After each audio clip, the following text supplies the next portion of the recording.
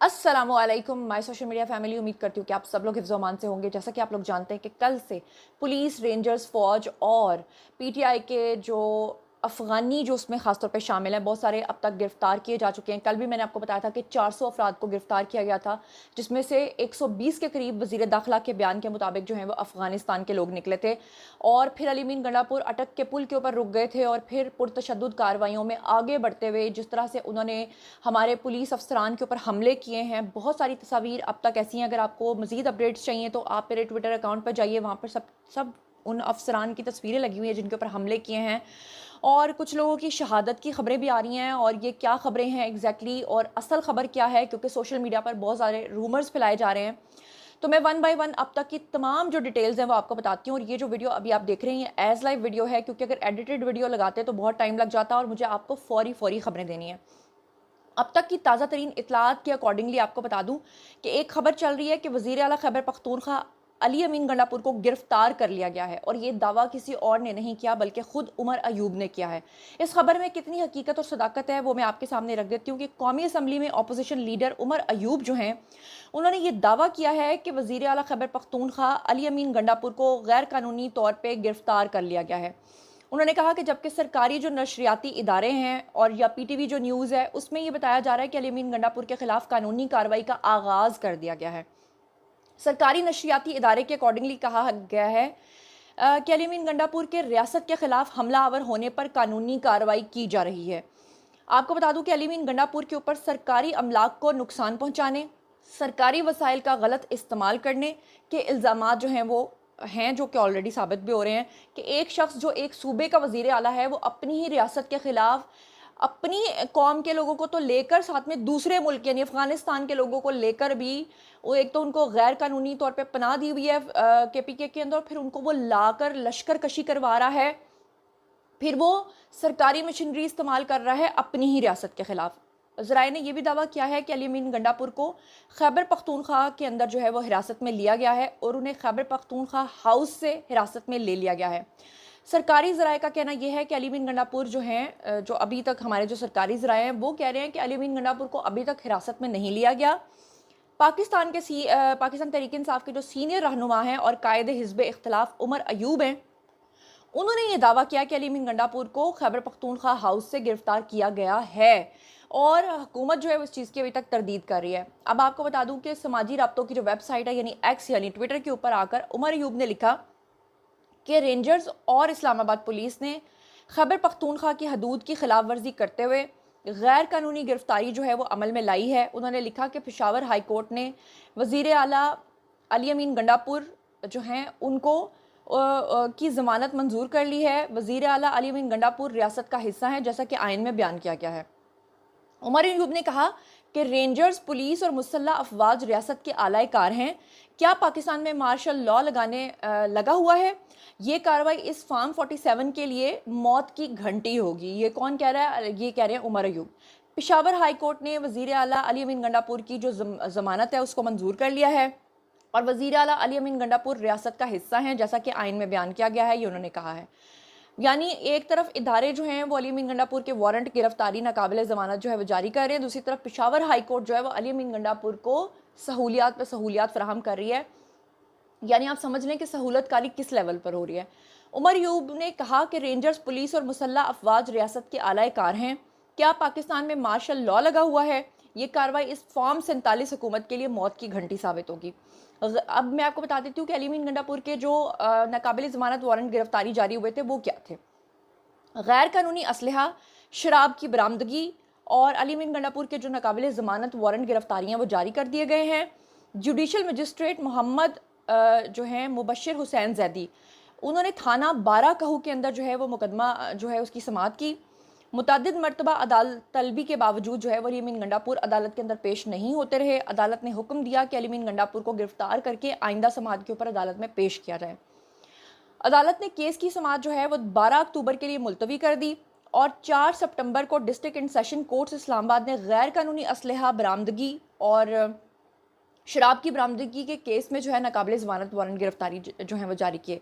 लेकिन अगले ही दिन अली मीन गंडापुर के नाकाबिले ज़मानत वारंट गिरफ्तारी जो हैं उनको मनसूख कर दिया गया। 16 अक्टूबर को आप लोगों को याद होगा इस्लामाबाद पुलिस ने दावा किया था कि उन्होंने बनी गाला के बाहर जो है वो पाकिस्तान तहरीक इंसाफ के रहनुमा की गाड़ी से 5 क्लाशनकोफ और इसके अलावा एक पिस्टल, 6 मैगजीन, एक बुलेट प्रूफ जैकेट, शराब और आंसू गैस के 3 गोले बरामद किए थे। पीटीआई रहनुमा ने पुलिस के इन दावों को मुस्तरद करते हुए कहा कि वो 2 लाइसेंस याफ्ता क्लाशनकोफ राइफल्स के साथ सफ़र कर रहे थे और गाड़ी में असलहे का लाइसेंस जो है वो ऑलरेडी मौजूद था। उन्होंने ये भी दावा किया कि शराब की बोतल में वो शहद लेकर जा रहे थे। आपको याद है ना अली मीन गंडापुर के ऊपर कि जब शराब इनसे पकड़ी गई थी तो इन्होंने ये झूठा दावा किया था कि वो शराब नहीं थी, दरअसल वो क्या था, वो था जनाब अली शहद। तो ये अली अमीन गंडापुर के हवाले से मैंने अब तक आपको बता दिया है। और इसके साथ ही मैं आपको ये बता दूं कि ख़बरें आ रही हैं कि बहुत सारे फ़ौजी जवान जो हैं वो शहीद हो गए हैं, जिसमें से फायरिंग के तबादले में लेफ्टिनेंट कर्नल और 5 जवान जो हैं वो शहीद हुए हैं। लेकिन इसको सोशल मीडिया पर गलत रंग देने की कोशिश की जा रही है कि शायद खुदा न खास्ता ये जो झड़पें हो रही हैं उसमें ऐसा हो रहा है। नहीं, ये जो हमारे लेफ्टिनेंट कर्नल और 5 जवान शहीद हुए हैं, ये बेसिकली शुमाली वज़ीरिस्तान के अंदर फ़ौज जो है वो इस वक्त ऑपरेशन में बिज़ी है और वहाँ पर 6 खवारिज को साथ में हलाक भी किया गया है। इसकी तफसीलात सुन लें, फिर मैं अगली खबर भी आपके साथ शेयर करती हूँ। पाक फ़ौज यानी कि जो शोबा ताल्लुकात आमा यानी ISPR के मुताबिक उन्होंने कहा है कि खवारिज के ख़िलाफ़ 4 और 5 अक्टूबर की दरमियानी शब कार्रवाई की और शदीद फायरिंग के नतीजे में जो है वो लेफ्टिनेंट कर्नल मोहम्मद अली शौकत समेत 6 जवान जो पाक फ़ौज के वो शहीद हुए हैं।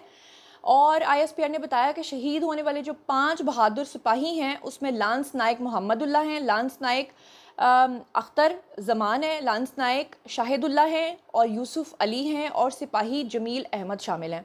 उनका कहना था कि लेफ्टिनेंट कर्नल मोहम्मद अली शौकत जो है वो खवारिज के ख़िलाफ़ ऑपरेशन की क़यादत कर रहे थे और उस दौरान जो है वो ऑपरेशन जब क्लियरेंस ऑपरेशन वो कर रहे थे तो उस वक्त जो है उनकी शहादत हुई। अब यहाँ पर मैं आपको बता दूँ कि पीटीआई जो चाहती है कि वो ये हरकतें करके किसी तरह से अपने मुतालबात को मनवाएगी और इमरान खान को रिहा करके ले जाएगी। इसके ऊपर जो हमारे वज़ीर दिफ़ा हैं उनका रद्द-ए-अमल आया है और बड़ा दो टोक आया है और उन्होंने कहा है कि पीटीआई से मुज़ाकरात की कोई भी गुंजाइश नहीं है। आपको बता दूँ कि मुस्लिम लीग नून के सीनियर रहनुमा और वज़ीर दिफ़ा ख्वाजा आसिफ जो हैं उन्होंने कहा कि पाकिस्तान तहरीक इंसाफ एक मुसल्लह तंजीम है जो कि अफ़गानिस्तान से यहाँ मुंतकिल की गई है, इनसे मुज़ाकरात की कोई भी गुंजाइश नहीं है। और उन्होंने कहा कि पीटीआई 10 साल बाद वही साजिश कर रही है जो 2014 में इन्होंने की थी जब चाइना के शी जिनपिंग जो हैं वो पाकिस्तान आ रहे थे प्रेसिडेंट, और उस वक्त भी इन्होंने ये किया था और अभी भी चाइना के प्रेसिडेंट आ रहे हैं। तो बेसिकली ये सारा कुछ हो रहा है अमेरिका और इसराइल की ईमा पर, क्योंकि चाइना पाकिस्तान के साथ सी पैक के मंसूबों को जो कंप्लीट करना चाहता है, जो तकमील करना चाहता है, उसको किसी भी सूरत ये लोग जो है वो कंप्लीट होने नहीं देना चाहते। इसके साथ ही आपको मैं ये भी बता दूँ कि सरकारी ज़राए का क्या कहना है अब तक की इतलात के अकॉर्डिंगली। तो जनाब वो इन्फॉर्मेशन ये है कि लाहौर के अंदर भी अमन व अमान के क़याम के लिए रेंजर्स को तलब कर लिया गया है और लाहौर में अमन व अमान के क़याम के लिए रेंजर्स को जो तलब किया गया है उसकी जो तफसीलात हैं वो मैं आपके सामने रख देती हूँ। जो सरकारी ज़राए हैं उनका कहना यह है कि GPO चौक के बाहर और दीगर कई जो पॉइंट्स है उस पर रेंजर्स जो है वो मौजूद है। लाहौर में एहतजाज के पेश नज़र जो है शहर के दाखिली रास्ते जो हैं वो बंद करके मुख्तलिफ शाहराहों पर पुलिस तैनात कर दी गई है। GT रोड से बत्ती चौक जाने वाला जो रास्ता है वो कंटेनर लगाकर मुकम्मल तौर पर बंद कर दिया गया है। तमाम रास्ते जो हैं लाहौर के खारजी उसके ऊपर कंटेनर्स लगाकर उसको बंद कर दिया गया है। एम्बुलेंस जो है वो फंसे हुए मुसाफिरों के साथ साथ मरीज़ भी जो है वो शदीद परेशान हैं। दूसरी तरफ जो है वो SCO कॉन्फ्रेंस के पेश नज़र पंजाब हुकूमत ने अमन व अमान की सूरत हाल को बरकरार रखने के लिए पाक फ़ौज को तलब कर लिया है। वज़ारत दाखिला पंजाब की जानिब से हुकूमत फ़ौज जो है उसकी खदमात के मुतालिक जो है कवायद का नोटिफिकेशन भी जारी कर दिया गया है, जिसमें यह बताया गया है कि आइन के आर्टिकल 245 के तहत मुसल्लह अफवाज को तलब किया गया है। नोटिफिकेशन के मुताबिक फ़ौज, सिविल आर्म्ड फोर्सेस और पुलिस से मिलकर SCO कॉन्फ्रेंस में अमन व अमान कायम रखने के लिए ये सारे जो चीज़ें हैं जो उनको अथॉरिटीज़ है जो मिली हैं। पंजाब हुकूमत के एलामिया में कहा गया है कि फ़ौज को वाज़े गैर मुबहिम रूल्स ऑफ एंगेजमेंट दिए गए हैं और मुसल्लह अफवाज, सिविल आर्म्ड फोर्सेस, कानून नाफिज करने वाले इदारे किसी भी ख़तरे की इतलात हासिल कर सकेंगे। यानी कि पूरी तरह से उनको ये गो हेड दे दिया गया है कि आप लोगों ने प्रॉपर तरीके से जो है वो जो करना है करें, लेकिन आपने फितने को रोकना है। अता तारड़ ने इस हवाले से जो है वो एक बड़ी पेशगोई कर दिया है कि उन्होंने कह दिया है कि अली मीन गंडापुर के साथ आने वाले दिनों में बहुत बुरा सलूक होगा। वो उन्होंने क्या इशारा दिया मैं आपके सामने रख देती हूँ। और मुस्तकबिल के हवाले से उन्होंने क्या पेशगोई की है वो भी मैं आपके सामने रख देती हूँ। प्रेस कॉन्फ्रेंस किया जी अता तारड़ ने, और उन्होंने कहा है कि आज पूरी दुनिया पाकिस्तान की मुआशी पॉलिसीज़ की तारीफ़ कर रही है। दुनिया भर के मुख्तलिफ सरबराहान और मंदूबीन पाकिस्तान आ रहे हैं। तमाम सियासी जमातों ने फ़लस्तीन, कश्मीर और मुस्लिम उम्मा के कॉज की बात को सराहा। अता तारड़ ने यह भी कहा कि मईशत बेहतर हो रही है और महंगाई जो है वो सिंगल डिजिट के ऊपर आ गई है। हम मईशत को डिफ़ाल्ट के दहाने से वापस लेकर आए हैं। वर्ल्ड बैंक का सदर कह रहा है कि पाकिस्तान की मुआशी पॉलिसी बहुत अच्छी है, लेकिन पीटीआई की परेशानी ये है कि मुल्क तरक्की ना करे और वो धरने की वजह से चीन के सदर के दौरे के अंदर जो है वो ताख़ीर कराना चाहते हैं। इन अनासर के लिए मुल्क की तरक्की काबिल कबूल नहीं है और उन्हें परेशानी है कि मुल्क जो है वो तरक्की कर गया तो इनके बयानिए का क्या बनेगा। वफाकी वज़ीर ने यह भी कहा कि जब कोई बाहर से मेहमान आता है तो वो पाकिस्तान से ताल्लुकात को फ़रोग़ देने आता है। किसी को इजाज़त नहीं दी जाएगी कि एससीओ को सबूताज करे, किसी को रेड जोन के करीब नहीं जाने देंगे, किसी को अमन आमा जो है उसको सबूताज करने की इजाज़त नहीं दी जाएगी, रेड जोन के करीब किसी को भी फटकने नहीं देंगे। इस्लामाबाद में रेंजर्स है, फ़ौज है और इसके धरने का जो इनके धरने का मकसद है वो 9 मई वाला है। डंडा और पता नहीं वो क्या गड़े तगड़ों का पीर है। यस, ये वो कहते हैं, कहावत है कि डंडा जो है वो विगड़े तगड़ों का पीर है। यस, अब मुझे वो कहावत आई है। उन्होंने कहा कि पहले पंजाब को लूटा गया, फिर खैबर पख्तूनख्वा को लूटा जा रहा है। खैबर पख्तूनख्वा की हुकूमत जो है वो सरकारी पैसे से लीडर्स को खुश करने के ऊपर लगी हुई है। उनका कहना था कि बैरून मुल्क पीटीआई का जोर टूट चुका है। उनका कहना था कि पंजाब की इंतज़ामिया अमन आमा जो है वो बरकरार रखने की मुकम्मल कोशिशें कर रही है। उन्होंने कहा कि अली अमीन गंडापुर के साथ आने वाले दिनों में बहुत बुरा सलूक देख रहा हूँ। मैं समझता हूँ कि केपीके के लोग अपने वज़ीर आला के ख़िलाफ़ हो जाएंगे। पुरअमन एहतजाज की इजाज़त है, असलहा और गुलेल के साथ आने की इजाज़त नहीं है। और उन्होंने कहा कि गंडापुर के साथ राब्ता रहा है, मुआहदा करके उन्होंने ख़िलाफ़ वर्जी किया। यानी कि ये बात कि उन्होंने मान ली है, कन्फेशन कर लिया है कि अली अमीन गंडापुर जो हैं वो उनके साथ डील करके आ रहे थे कि ठीक है जी, मैं कोई तोड़ फोड़ नहीं करूँगा, अमन व अमान के साथ करूँगा, लेकिन अब डील तोड़ी है तो ऑब्वियसली फिर उनको भी तोड़ा जाएगा।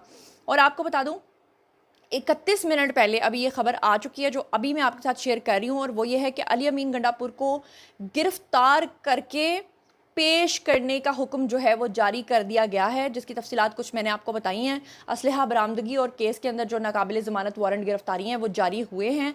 अब देखना यह है कि इस वक्त हुकूमत, इस्टेब्लिशमेंट, पीटीआई, फ़ौज, ये सब के दरमियान और अदलिया के दरमियान जो रस्साकशी चल रही है ये किस तरफ को जाएगी। लेकिन एक बात अच्छी भी है कि जो होना है वो हो जाओ, जरा सब तुसी कढ़ना है वो काढ़ ही लवो, ताकि एक ही दफ़ा जो है ना वो। और अच्छी बात है, पूरे पाकिस्तान को पता चल रहा है कि इस वक्त पाकिस्तान में महंगाई की शरह कितनी नीचे आई है, किस तरह से अभी डैनिश कंपनी के साथ पाकिस्तान ने मुआहदा किया है, किस तरह से मलेशिया के प्राइम मिनिस्टर अभी होकर गए हैं, डॉक्टर जाकिर नाइक होकर गए हैं, चाइना के प्रेसिडेंट आ रहे हैं, तो जो प्राइम मिनिस्टर हैं वो आ रहे हैं और पाकिस्तान तरक्की की तरफ जा रहा है, तो इन लोगों को हज़म नहीं हो रहा। अच्छी बात है, जो लोग फॉलोअर हैं, जो इमरान खान के पीछे लगे हुए हैं, जो समझते हैं शाहिद खान साहब ने कोई रास्ते मदीना बनानी है, उनको भी पता चल रहा है और इदारों को भी अच्छे तरीके से मेरे ख्याल से पता चल रहा है। क्योंकि फ़ौज, मुझे लगता है कभी कभार हंसती तो होगी कि हमने भी क्या ब्लंडर किया और किस तरह के लोगों को ला के हमने मुसल्लत किया और किस तरह के बेवकूफ़ लोगों को हमने 25 करोड़ अवाम के ऊपर मुसल्लत किया। तो बहरहाल अब तक की इतलात के अकॉर्डिंगली इतना ही। बारी है जी आप लोगों की आई कमेंट सेक्शन में, और जैसे जैसे फर्दर डेवलपमेंट होगी साथ साथ आपको अपडेट करती रहूँगी। अपना बहुत बहुत ख्याल रखिएगा। अल्लाह ने के बाद।